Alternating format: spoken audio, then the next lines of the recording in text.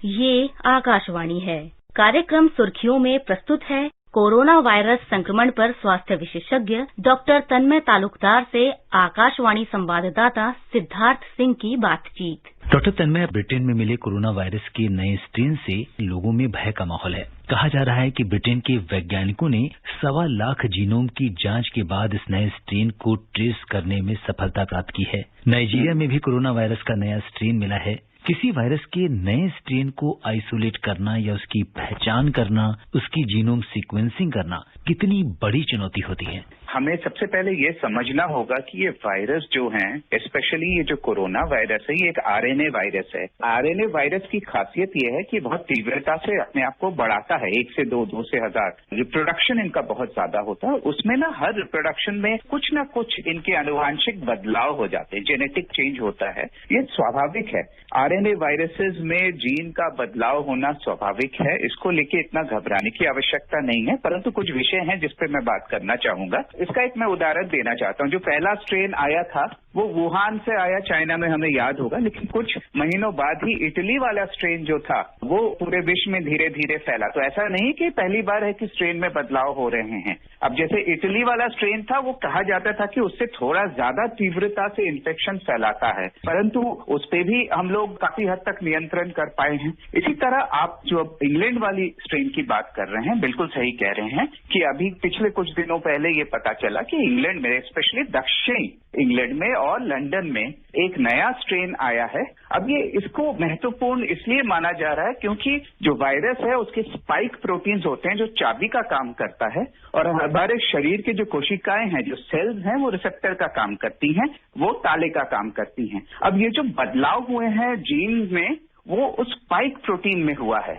उसका रिजल्ट ये बताया जा रहा है विशेषज्ञों द्वारा कि ये जो ताला और चाबी का खेल है वो ज्यादा अच्छा अटैचमेंट है, जिसके कारण इन्फेक्शन फैलने की संभावना ज्यादा है। अब अलग अलग प्रतिशत बताए जा रहे हैं, कभी 56 या कभी 70, वो मैथमेटिकल मॉडल से वो लोग, एक्सपर्ट्स लोग निकालते हैं, परंतु ये तो है कि इससे ज्यादा फैल रहा है, जिसके कारण इंग्लैंड में केसेस बढ़ गए हैं। परंतु घबराने की बात अभी तक इसलिए नहीं है क्योंकि इससे ज्यादा इन्फेक्शन तो हो रहा है, लेकिन हॉस्पिटल एडमिशन में ज्यादा होना, यानी सीवियर बीमारी होना या मृत्यु ज्यादा होना, उसका अभी तक कोई संकेत नहीं है।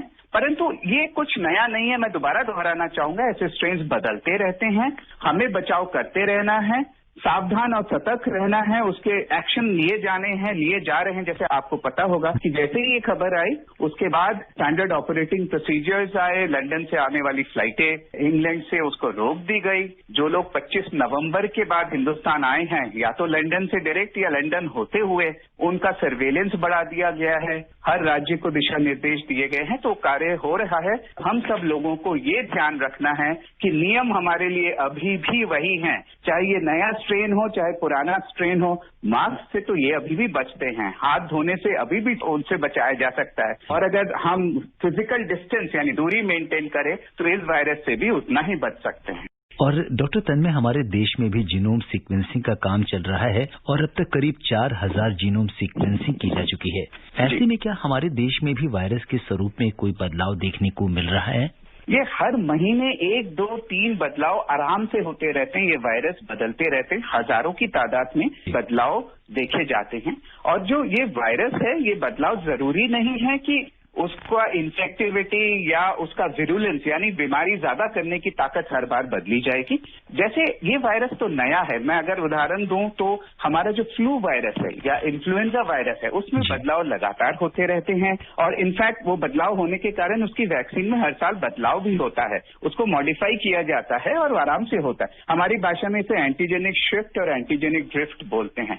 तो ये एंटीजेनिक ड्रिफ्ट मतलब हल्का सा बदलाव लगातार होते रहना। जब बहुत ज्यादा जीन में आनुवांशिक बदलाव होते हैं जो बहुत रेयर है, वो लगातार नहीं होता। इसलिए हमें इतना भयभीत नहीं होना है। जो विशेषज्ञ हैं वो कार्य करने में लगे हुए हैं। जो वायरल स्ट्रेन हैं, खासकर इंग्लैंड से अभी आए हुए लोगों का जो आरएनए RT-PCR पॉजिटिव आया है, उन सब की जीनोम सीक्वेंसिंग हो रही है।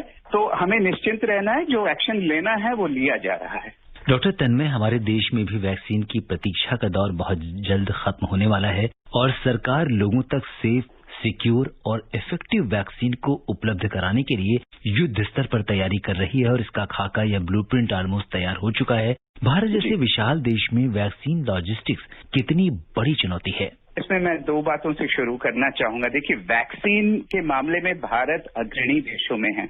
प्रोडक्शन में, वैक्सीन बनाने की क्षमता में हम लोग सबसे आगे हैं, पहली बात तो ये। तो उसकी चिंता नहीं हमें करनी है कि वैक्सीन बना पाएंगे कि नहीं। दूसरी चीज ये कि हमारे यहाँ यूनिवर्सल इम्यूनाइजेशन प्रोग्राम, जो एक बहुत ही विशाल इम्यूनाइजेशन यानी वैक्सीन का प्रोग्राम चलता है, पूरे देश में उसका अच्छा नेटवर्क फैला हुआ है और उसी की मदद से कोविड वैक्सीन दिया जाएगा। और उसका एक national expert group on vaccine बना हुआ है जो लगातार इस चीज पे चर्चा कर रही है और एक दिशा निर्देश भी जारी किया गया है कि वैक्सीन कहाँ से लिया जाएगा, उसको कैसे स्टोर किया जाएगा, किस व्यक्ति को वैक्सीन मिलना चाहिए। जैसे आपको पता होगा कि वैक्सीन की प्रायोरिटी लिस्ट बनी है, तो जो फ्रंटलाइन वर्कर्स हैं और हेल्थ वर्कर्स हैं उनको सबसे पहले दिया जाएगा। उसके बाद 50 से अधिक जो उम्र दराज हैं उनको, और जिनको 50 से नीचे भी हैं लेकिन बड़ी कोमॉर्बिडिटीज हैं उनको दिया जाएगा। तो 30 करोड़ लोगों का ये शुरू में देने की जो प्लानिंग की जा रही है।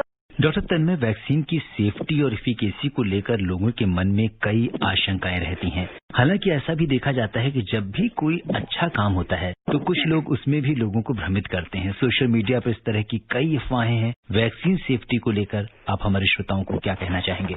सबसे पहले तो भरोसा रखें कि वैक्सीन जो बन रही है वो बिल्कुल ही जो स्ट्रिक्टेस्ट पॉसिबल उसके प्रोटोकॉल्स बनाए हुए हैं, और हमारे देश में जो ड्रग रेगुलेटर है उनकी नजर में सारे प्रोटोकॉल्स के तहत, जैसे हम लोग इस कार्यक्रम में पहले भी बात कर चुके हैं कि वैक्सीन के ट्रायल्स होते हैं, फेज 1, फेज 2, फेज 3 ट्रायल्स, और उसके बाद ही वैक्सीन का सेफ होना यानी सुरक्षित होना आवश्यक है। दूसरा, वैक्सीन इम्यूनोजेनिसिटी बने उसका, जिसे हमारी भाषा में बोलते हैं इफेक्टिव या एफिकेसी होना जरूरी है। कारगर हो वैक्सीन और सुरक्षित हो, उसके लिए सभी कदम उठाए जा रहे हैं। और एक वैक्सीन की, जैसे मैं बताना चाहूंगा कि ऐसा नहीं होता कि वैक्सीन के ट्रायल्स ऐसे ही चल रहे होते हैं। वैक्सीन के साथ उसके एक दूसरी दवाई की तुलना की जाती है, जिसे हमारी भाषा में प्लेसिबो बोलते हैं। बिल्कुल वैक्सीन जैसा होता है लेकिन उसके अंदर वो दवाई नहीं होती। फिर दोनों ग्रुप में कंपेयर किया जाता है। एक विशेष और बहुत ही बड़ी प्रक्रिया है। बस फर्क ये है कि इस बार ये बहुत जल्दी से किया जा रहा है, लेकिन कहीं किसी स्टेप में कमी नहीं है। सुरक्षा के वही पैमाने अभी भी तय किए गए हैं जो पहले किसी भी वैक्सीन डेवलपमेंट में होता था। फर्क यह है कि अब टेक्नोलॉजी के कारण जल्दी हो रहा है। जैसा आप देख रहे हैं, बीमारी सिर्फ 11 महीने की है और वैक्सीन लगभग हमारे देश में भी तैयार हो गई है और आने वाली है। डॉक्टर तन्मय, अगर हम स्मोक नहीं कर रहे हैं तो ऐसे में जो पैसिव स्मोकिंग से किस तरह से संक्रमण का खतरा हो सकता है कोरोना का? ये अब साबित हो चुका है कि जो सिगरेट स्मोक है उसके तो बहुत नुकसान है, हम सब जानते हैं। फेफड़ों के कैंसर का 1 नंबर का कारण है, दिल पे उसका बहुत बुरा असर होता है, सांस की बीमारियों का एक बहुत बड़ा COPD जो हम बीमारी बोलते हैं। शरीर का कोई ऐसा अंग नहीं जहां तंबाकू का असर होता है। और ये भी साबित हो चुका है कि अगर हम नहीं धूम्रपान कर रहे हैं परंतु हमारे आसपास लोग धूम्रपान कर रहे हैं तो हमें उससे नुकसान होगा। अब ये साबित हो चुका है, जिसे सेकेंड हैंड स्मोक या पैसिव स्मोकिंग कहते हैं। परंतु ये भी एक जरूरी चीज है जो कोविड से थोड़ा संबंधित है कि टोबैको का जो स्मोक है वो हमारी बीमारी से लड़ने की ताकत को कम कर देता है। फेफड़ों के अंदर जो हमारे बीमारी से लड़ने के लिए कोशिकाएं हैं उनको वीक कर देता है। और सिर्फ ये कोविड के लिए नहीं, टीबी के साथ भी, क्योंकि एक फेफड़ों की बहुत बड़ी और देश में जो बीमारी है जिससे हम लोग जूझ रहे हैं और जीत भी रहे हैं वो है टीबी। तो ये टीबी और कोविड दोनों के लिए ही आवश्यक है, खासकर स्मोक करने वाले दोनों, तंबाकू खाने वाला भी और स्मोक करने वाला भी। परंतु कोविड और टीबी से कनेक्शन धुएं का है तो उसको बिल्कुल छोड़ें, और आसपास कोई स्मोक कर रहा हो, कोई धूम्रपान कर रहा हो तो उससे दूर हटे और ना बोलें, आवाज उठाएं और बोलें कि ये सही नहीं है, प्लीज मेरे से दूर चले जाएं, बंद करें।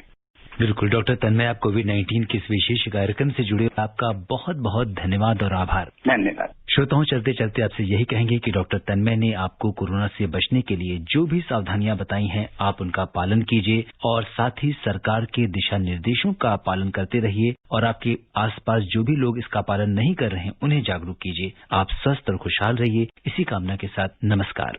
अभी आप सुन रहे थे कोरोना वायरस संक्रमण पर स्वास्थ्य विशेषज्ञ डॉक्टर तन्मय तालुकदार से आकाशवाणी संवाददाता सिद्धार्थ सिंह की बातचीत।